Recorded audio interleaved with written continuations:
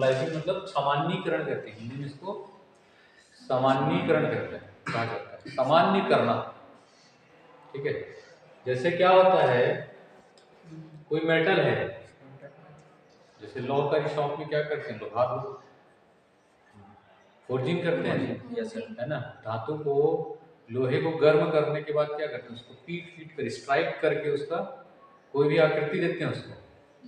तो मान के चलो अगर कोई जॉब है, इस तरीके से जॉब है ना, इसमें पहले जो इसके अणु थे ये राउंड शेप में गोल गोल थे, है ना।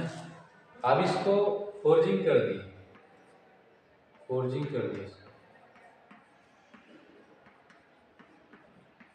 फोर्जिंग करने के बाद क्या हो गया, इसके आकार में परिवर्तन भी होगा।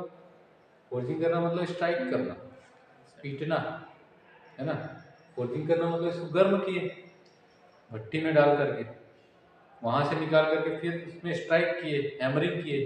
तो हैमरिंग करने से क्या होगा, इसके जो अणु हैं पहले ये गोल थे, है ना, पीटने से क्या हो गया, इसमें स्ट्रेसेस आ जाता है, प्रतिबल आ जाता है ये इस तरीके से, और ये इसके आकार में, कणों में आकार में परिवर्तन होने के कारण क्या होगा, इसके फैलाव होगा, इसके साइज में फैलाव होगा, साइज बढ़ेगा, है ना।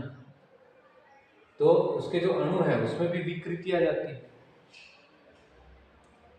या स्ट्रेस आ जाता है, प्रतिबल आ जाता है।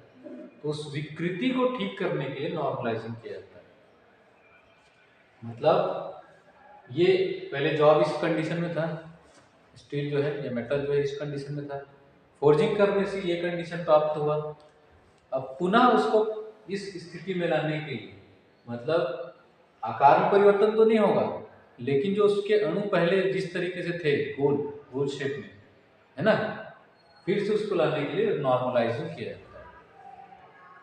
मतलब इस विकृति को दूर करने के लिए पुनः उसकी अवस्था, उसके कणों की अवस्था लाने के लिए नॉर्मलाइजिंग प्रोसेस किया जाता है, सामान्यीकरण, इसलिए उसका नाम क्या है, सामान्यीकरण।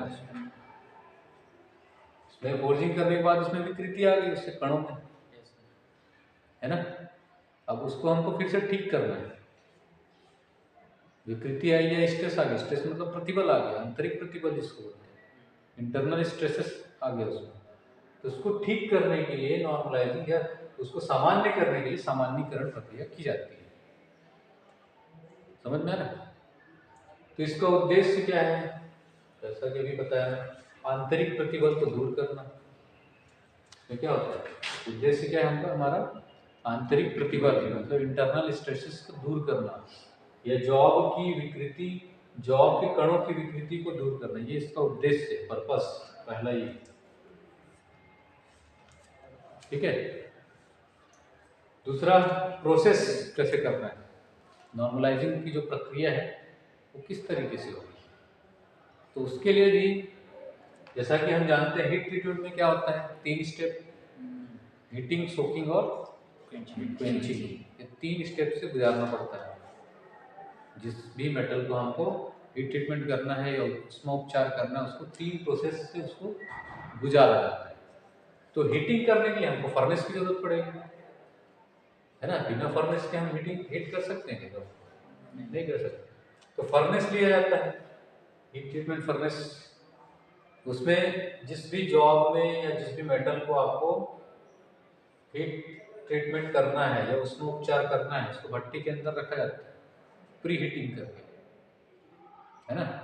डायरेक्ट हीटिंग करने से पहले प्री हीट किया जाता है उसको, समझा रहे, सीधे सीधे गर्म करने से पहले उसको पूर्व तपन किया जाता है,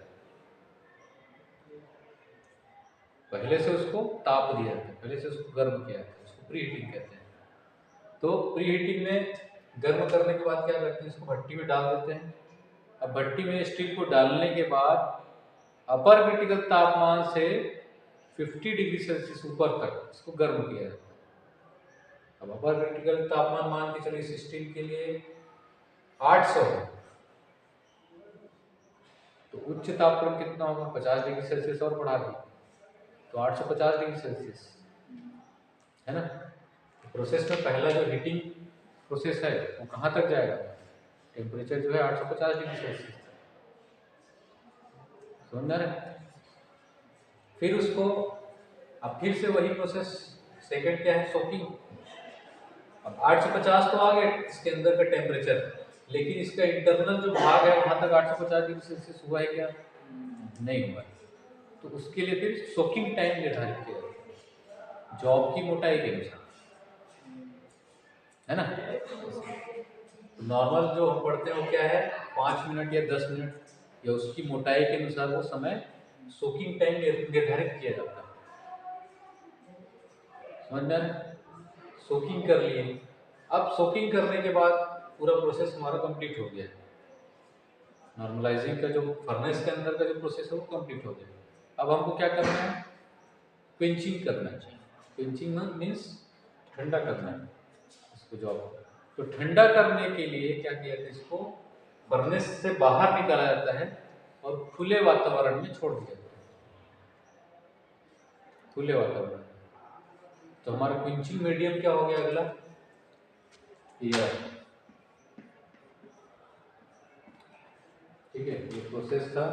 फिर क्विंचिंग मीडियम हमारा एयर होता है, हवा में, वायु के संपर्क में छोड़ दिया जाता है। जैसे नॉर्मल हमारा वातावरण में जो हवा है ना, नॉर्मल है, अभी सामान्य हवा है, उसी वातावरण में उसको फर्नेस से बाहर निकाल करके रख दिया जाता है।